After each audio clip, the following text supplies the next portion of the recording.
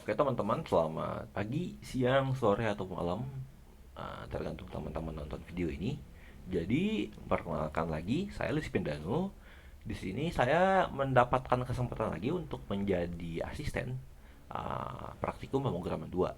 Oke, jadi setelah teman-teman sebelumnya mempelajari beberapa banyak hal di PP1, membuat aplikasi yang berdasarkan base-nya masih terminal segala macam. Jadi di sini kita upgrade nih. Nah, kita bakal membuat aplikasi yang nanti bakal ada tampilannya. Jadi udah nggak di terminal aja gitu.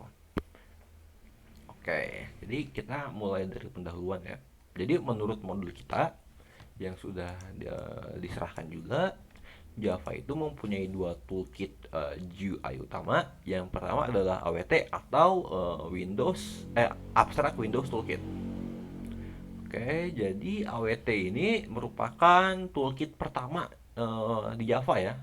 Tapi dia itu punya ada masalah juga karena komponen-komponennya seperti button atau label itu tuh sangat bergantung tuh pada sistem operasi. Jadi tampilannya bisa beda-beda.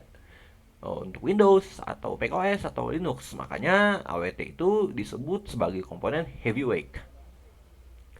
Lanjut di sini ada yang kedua, ini merupakan swing. Nah, swing ini lebih modern. Jadi dan juga merupakan bagian dari Java Foundation Class atau JFC. Oke. Keuntungan swing itu komponennya ditulis murni dalam bahasa Java ya. Jadi nggak terlalu bergantung tuh pada si OS-nya. Jadi hasilnya nanti aplikasi yang kita buat itu tampilannya bakal konsisten di berbagai platform. Misal teman-teman ngebuat aplikasinya pakai Windows nih, terus nanti misal ada teman-teman nge-deploy, nanti yang menggunakan macOS atau juga Linux itu tampilannya bakal sama aja gitu. Jadi itu yang disebut sebagai komponen lightweight. Oh ya, satu juga nih ciri khas swing. Jadi komponen swing itu umumnya dimulai dari huruf J. Nah, misalnya ada J frame, ada J button, dan juga ada J label. Itu. Jadi di modul ini kita tuh akan fokus menggunakan swing. Jadi pastikan nanti teman-teman paham ya perbedaan ini. Oke, langsung aja kita lanjut ke bagian kedua. Jadi di sini disebutkan ada G-frame atau jendela utama Anda. Nah, sekarang kita akan masuk nih ke konsep G-frame. Apa sih G-frame itu? Kalau misal menurut modul yang udah ada di sini, setiap aplikasi yang GUI itu membutuhkan jendela utama atau framingnya. Nah, kalau di Java Swing itu tuh disebut sebagai G-frame. Bisa kita analogikan. Jadi teman-teman bisa anggap aja si G-frame ini tuh nanti sebagai kanvas atau bingkai yang tempat kita tuh ngeletakin semua komponen-komponen lain gitu. Dan juga ada beberapa properti penting dari G-frame yang harus teman-teman tahu. Jadi ada set title itu tuh berfungsi untuk memberi judul pada si frame-nya atau Windows-nya. Kemudian ada set size. Ini nanti bakal mengukur si ukuran si Windows-nya atau jendelanya. Terus di sini juga ada set default close operation. Itu tuh nanti akan menentukan tuh. Jadi ketika nanti si aplikasi yang dibuat itu di close, itu tuh bakal ngapain. Jadi biasanya itu adalah gframe dot exit underscore on underscore close. Itu tuh yang paling umum. Yang nanti ketika teman-teman klik tombol si bingkai X-nya itu tuh bakal langsung nge-stop program saat jendela ditutup. Dan juga yang terakhir ini penting banget nih. Ini teman-teman wajib tahu gitu. Jadi set visible buka kurung true. Itu tuh bakal ngebuat si jendela terlihat. Kalau misalnya nggak ada ini, eh, si aplikasi itu bakal ada, tapi nggak akan kelihatan tuh di komputer teman-teman karena tidak di set si visibilitasnya gitu. Mungkin kita langsung aja ya ke codingnya. Jadi di sini saya juga udah mempersiapkan IDE saya. Teman-teman bisa pakai NetBeans atau juga yang lain, oke? Okay? Nah, jadi saya udah membuat modul pertemuan 5. Langsung saja kita membuat Java kelasnya, teman-teman. Jadi, menurut modul itu nama kelasnya itu adalah latihan1.java. Kita langsung paste saja latihan 1. Nah, ini kelasnya sudah ada, teman-teman. Itu. Terus tinggal kita tulis kodenya. karena kita harus mengikut berdasarkan referensi yang sudah ada ya teman-teman. Gitu. Jadi yang pertama itu jangan lupa untuk melakukan import. Karena apa? Karena penting. Jadi import itu adalah menggunakan library Java yang sudah ada. Seperti itu. Oke, kita mulai.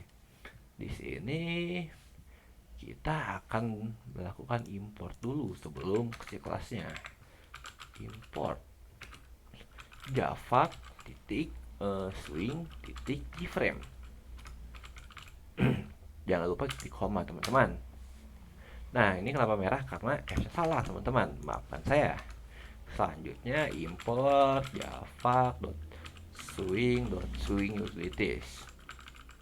Swing utilities itu apa? Swing utilities itu merupakan uh, utilitas atau kelas bantu yang nanti kita bakal sering banget gunain. Oke. Jadi kita import dulu nih JFrame untuk membuat si jendelanya, terus nanti untuk Swing Utilities itu untuk menjalankan aplikasi dengan aman. Sekarang karena kelasnya juga sudah dibuat, kita jangan lupa teman-teman, kita membuat kelas yang sangat penting, yaitu apa? Public static void main buka kurung string args args. Itu teman-teman yang senang Java pasti sudah sangat hafal dengan ini. Nah, pokoknya untuk aplikasi GUI itu kita tuh perlu menjalankan di thread khusus nanti yang akan disebut sama dispatch atau thread atau edit. Caranya nanti menggunakan ini swing utilities dot invoke letter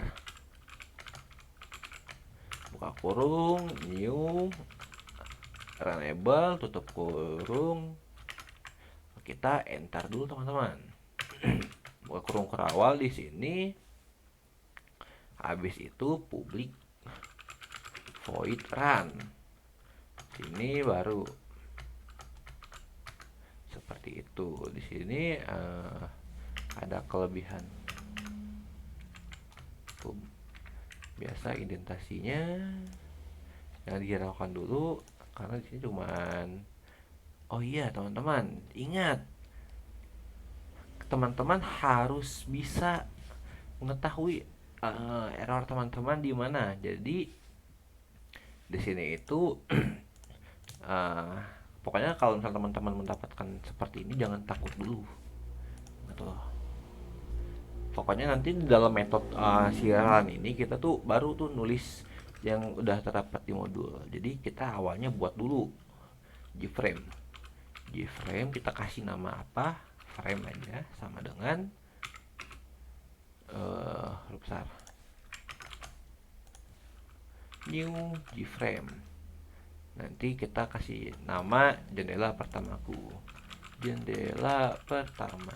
titik koma. Habis itu kita atur lagi nih ukurannya frame.setSize biasanya itu ada di 400 dan juga 300.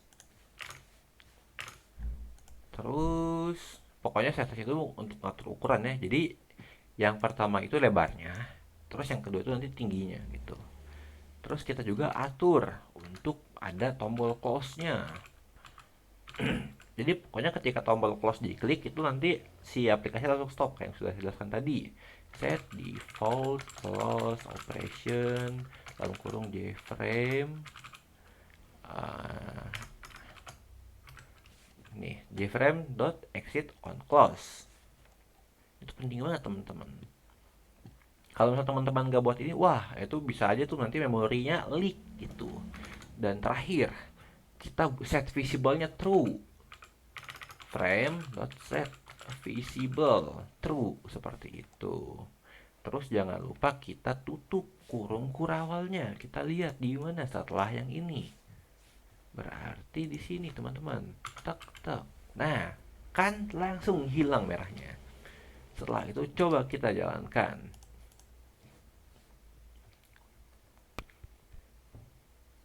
Tadang, sudah jalan teman-teman. Ini jendela pertama kita.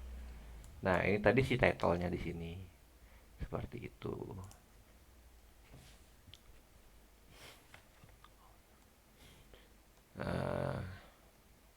Habis itu nih, kan ini kan jalan nih aplikasi nih ya.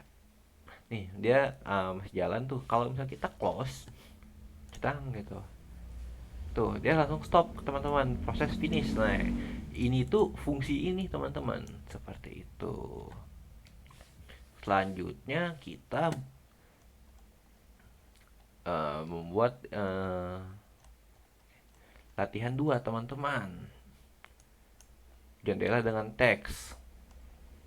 Jadi, di sini itu kita membuat lagi kodenya, teman-teman. Jadi kalau misal teman-teman bingung, teman-teman bisa tonton ulang lagi atau tanyakan ke saya atau asisten yang lain. Kita lanjut ke latihan 2. Di sini jangan lupa import lagi. Biar nggak capek, teman-teman copy aja, enter 2 kali, naik lagi, paste seperti itu, teman-teman. Gitu.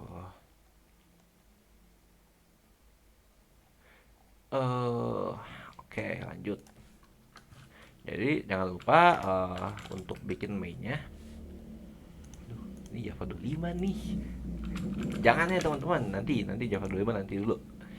Tuh. Jadi di sini teman-teman juga harus import untuk JLabel-nya. Nih, import java.swing.jlabel. Oke, terus habis itu kita buat lagi swing utilities-nya. Habis itu di sini kita buat public void run-nya seperti tadi. Nah, di sini gframe sama dengan frame. Nah, seperti itu namanya, jendela dengan label. Dengan label. Kita atur size-nya di sini. Frame.size. Nanti dulu. Set size, dimensionnya 400 dan 300. Setelah itu exit on close-nya kayak tadi. Jadi ini kita tambahkan JLabel. Jadi yang pertama itu kita buat dulu komponennya, teman-teman. JLabel, kita kasih nama label sama dengan new JLabel. Kita kasih teks.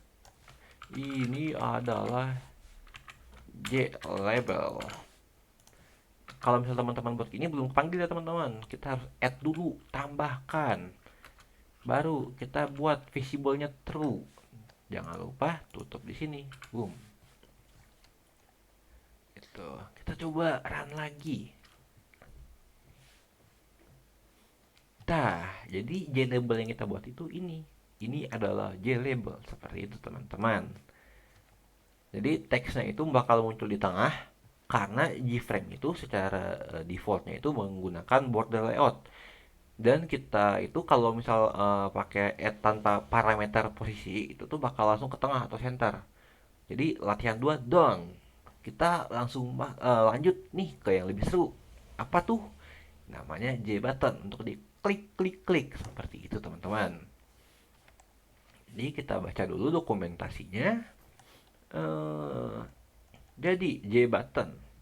J button itu merupakan tombol yang bisa diklik pengguna untuk memicu suatu aksi. Jadi cara deklarasinya seperti ini. Terus untuk membuat tombol melakukan sesuatu, kita itu nanti butuh yang namanya listener. Listener, kita tuh perlu listener. Nah, listener yang paling umum nanti digunakan itu yaitu action listener. Itu sama kayak matkul multimedia kemarin gitu. Jadi nanti tuh biasanya itu nanti kita bakal menggunakan teknik anonymous inner class. Jadi daripada bingung, pusing, nanti teman-teman bisa baca saja dokumennya. Kita langsung praktik ke kode, teman-teman. Oke. Atau saya jelasin dikit lah. Pokoknya listener yang paling umum tuh ini. Jadi nanti tuh bakal ngelakuin aksi, misal kita tuh bikin jabatan untuk diklik ada muncul ini gitu. Seperti itu. Oke, kita langsung saja ya teman-teman ke kode lagi. Kita buat lagi kelas latihan 3. Nah, di sini importnya makin banyak teman-teman, tapi tak apa, jangan takut. Kenapa? Karena ada saya yang akan menjelaskan. Jadi latihan 3 ini tujuan kita tuh bakal ngebuat program yang bisa mengubah teks JLabel pada saat button diklik. Tapi sebelum itu, saya tuh bakal ngejelasin dulu. Di sini ada peringatan penting ya dari modul. Kalau misalnya kita menambahkan J-label dan juga J-button langsung ke frame, itu tuh kedua frame itu bakal nimpa. Nah, kenapa? Karena yang udah dijelasin tadi. Karena dua-duanya itu kan pakai border layout. Jadi kita tuh harus ngatur si layout manager dulu. Jadi kita udah buat kelasnya langsung saja. Yang pertama kita itu impor dulu guys. Impor. Pertama ada Java AWT. Nah, AWT tetap pakai teman-teman, tapi sebagai komponen. Jadi intinya kita tetap menggunakan swing, tapi dengan bantuan AWT sebagai flow layoutnya gitu. Jadi nanti tuh flow layout ini bakal digunakan untuk ngatur tata letak dan juga tentu terletak untuk si J button dan juga J label ini teman-teman. Terus kita lanjut lagi import java.swing.jbutton. Nah, jangan lupa Java ya. Habis itu import java.swing.jframe. Kemudian import java.swing.jlabel dan terakhir swing utilities. Jpanel nanti dulu. Swing utilities. Terus seperti biasa kita buat dulu public static void main string argusnya. Kemudian swing utilities info collectornya, jangan lupa tambahin koma di sini. Nah, kita buat dulu public void-nya. Setelah itu baru kita inisialisasi nih Gframe-nya. Jadi kita buat lagi kayak tadi Gframe, kasih nama frame, terus panggil kelasnya. Gitu. Setelah itu kita set ukurannya seperti biasa, frame, set size-nya berapa, 400 kali 300 sesuai yang di modul. Setelah itu frame kita bikin biar ketika nanti di X itu aplikasi langsung ke close. Nah, ini belum di close teman-teman, kita close dulu.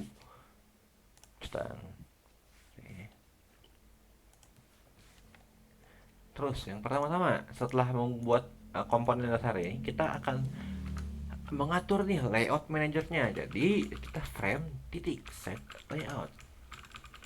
Kita buka kurung new flow layout. Jadi kita itu set ke flow layout yang dimana nanti flow layout itu bakal nyusun komponen dari kiri ke kanan. Kalau udah penuh bakal pindah ke baris bawah. Seperti itu. Selanjutnya kita buat komponennya, yaitu JLabel. Kita kasih nama label sama dengan new JLabel. Ini kita beri teksnya teks awal. Habis itu kita buat J buttonnya, tombolnya. J button teksnya itu klik saya. Tanda seru. Tanda seru. Jadi nah, terus kita buat dulu catatan teman-teman. Kenapa? Karena teman-teman harus tahu. Gitu.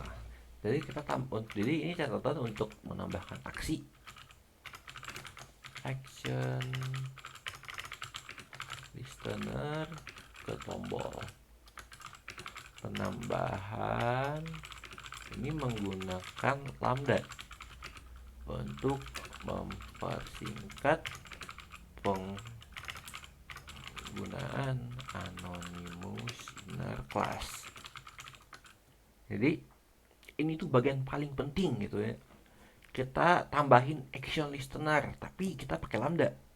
Jadi saya tuh menggunakan lambda expression untuk lebih ringkas karena kan di modulnya itu kan seperti ini ya. Nih, kita mengikuti kelas dari modul untuk lambda gitu. Jadi tapi kalau misalnya teman-teman belum paham lambda, nanti kalian bisa pakai tuh cara anonymous inner class-nya yang udah ada di atas tadi, yang ada di sini. Ini kan panjang ya, ini mah anonymous class panjang banget. Nih, kita pakai lambda teman-teman. Lambda itu yang ini, nih seperti ini. Itu lambda di sini. Terus kita buat kodenya, button manggil yang ini, titik add action listener. kita kasih parameternya lambdanya kita buat di sini, habis itu kita buat aksinya. Jadi nanti itu aksi ini akan mengubah teks pada label. Jadi label set text. Nah, kan awalnya teks awal, kita rubah teksnya. Tombol berhasil diklik seperti itu.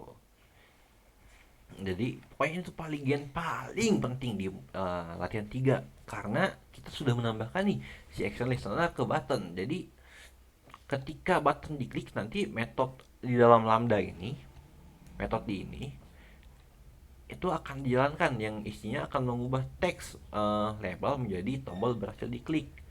Kalau misalnya teman-teman run ini bakal jalan nggak? Belum, karena kita harus menambahkan komponen-komponen ini ke frame. Jadi frame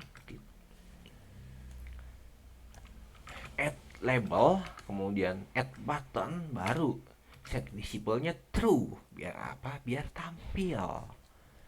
Itu oke, kita jalankan lagi programnya.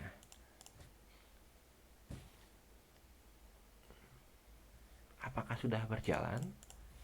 Oh, sudah teman-teman. Sebentar, saya rerun dulu.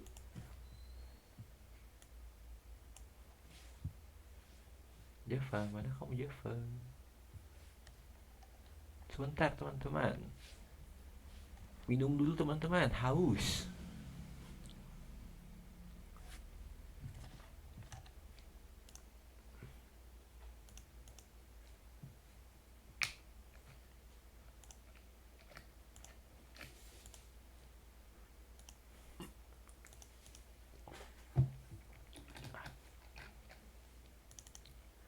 Coba latihan 2 jalan kan? Jalan latihan 2. Ini latihan 3 kenapa nih? Tenang, nanti dikeroku aing.